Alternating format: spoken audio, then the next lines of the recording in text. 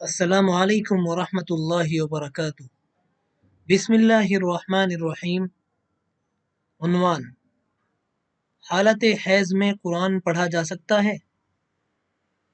سوال: کیا حیض کی حالت میں عورت قرآن کی صورتیں پڑھ سکتی ہے یا نہیں؟ اگر پڑھ سکتی ہے تو کیسے پڑھ سکتی ہے؟ نیز دعا مانگ سکتی ہے یا نہیں؟ جواب: بسم اللہ الرحمن الرحیم۔ حالت حیض میں عورت کے لیے قرآن کی تلاوت کرنا جائز نہیں۔ ایسی آیت جس میں دعائیہ مضمون ہے اس آیت کو دعا کے طور پر پڑھ سکتی ہے، اور حالت حیض میں مطلقاً دعا مانگنا درست ہے۔